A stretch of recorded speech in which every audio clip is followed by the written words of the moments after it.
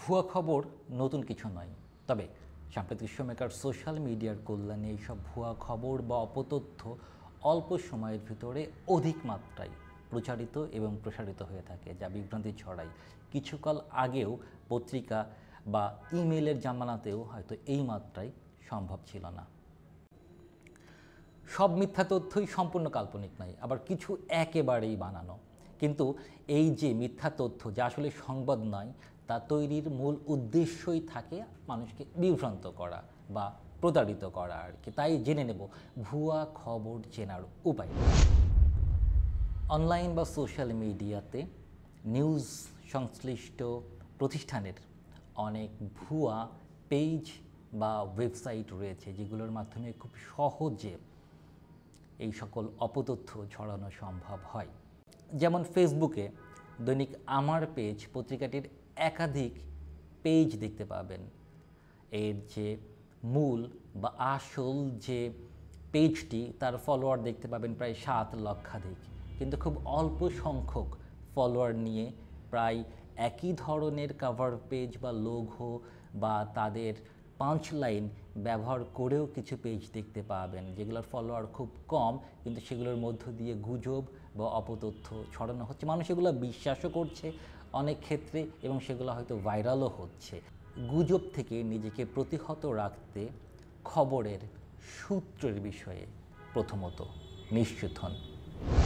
শিরোনামের বাইরেও পড়ুন। শিরোনাম আকর্ষণীয় লাগলেও অনেক ক্ষেত্রেই দেখবেন যে মূল সংবাদের ভিতরে সেই প্রসঙ্গে আসলে কিছুই নাই। উদাহরণস্বরূপ সাম্প্রতিক একটি ঘটনাই বলা যেতে পারে। জনকণ্ঠের এই বিভ্রান্তিকর শিরোনাম: বাংলাদেশ ভারতের কোনো সুবিধা বাতিলের ঘোষণা দেয়নি। মূল প্রতিবেদনেও এরকম কিছুই উল্লেখ নেই।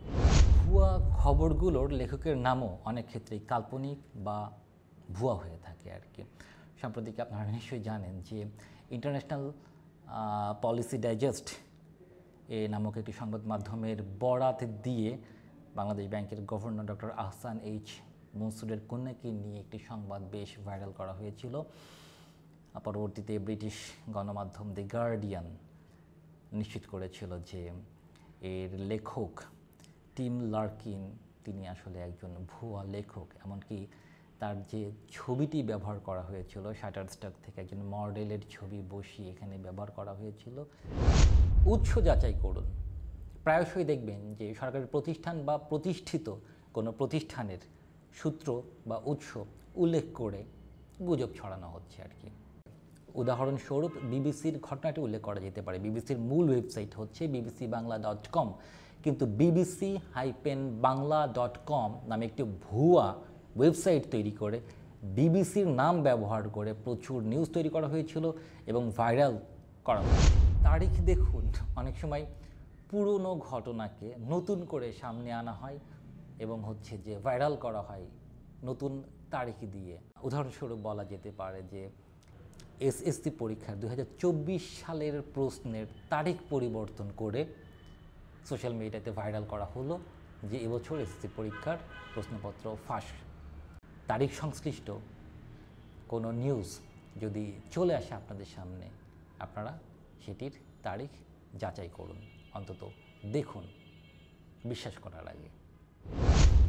ভুয়া খবর আবার অনেক সময় ব্যঙ্গ হতে পারে আর কি। আমরা অনেকেই ব্যঙ্গ সহ্য করতে পারি না, তো এই ব্যঙ্গকেও আবার হচ্ছে অনেকেই ঠিক খবর মনে করে বিশ্বাস করে ফেলে এবং সেটাকে শেয়ারও দেয়। তাই একটু ভাবুন, যা পড়ছেন সেটি ব্যঙ্গাত্মক কিছু নাকি প্রকৃতই সম্ভব।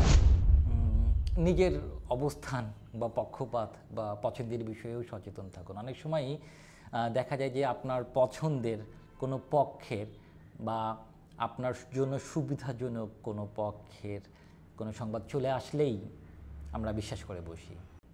আগে যাচাই করুন।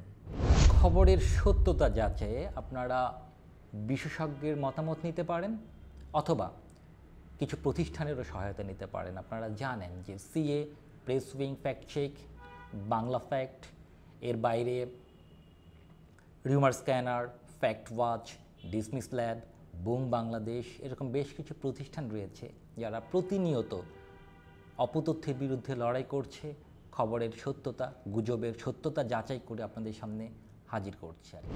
ভুয়া খবর ঠেকানোর দায়িত্ব অনেকটাই, বা বলা চলে যে মূলত পাঠকের উপরে বা দর্শকের উপরে। তাই আপনাদের চোখের সামনে মোবাইল স্ক্রিনে বা টেলিভিশনের পর্দায় বা কম্পিউটার বা ল্যাপটপের স্ক্রিনে, ওয়েবসাইটে হোক বা সোশ্যাল মিডিয়াতে হোক, কোনো বিশেষ আকর্ষণীয়, সন্দেহজনক, চিত্তাকর্ষক বা ভাইরাল কোনো নিউজ চলে আসলে সবার আগে আপনারা এটা সত্যতা যাচাই করুন, তারপরে শেয়ার করুন। এবং যদি আপনাদের মনে কোনো সন্দেহ থাকে, আপনাদের সক্ষমতার ভিতরে যদি যাচাই করা সম্ভব না হয় এবং যদি এই সংবাদটি আপনাদের জন্য গুরুত্বপূর্ণ হয়, তাহলে যোগাযোগ করুন বাংলা ফ্যাক্টের সাথে।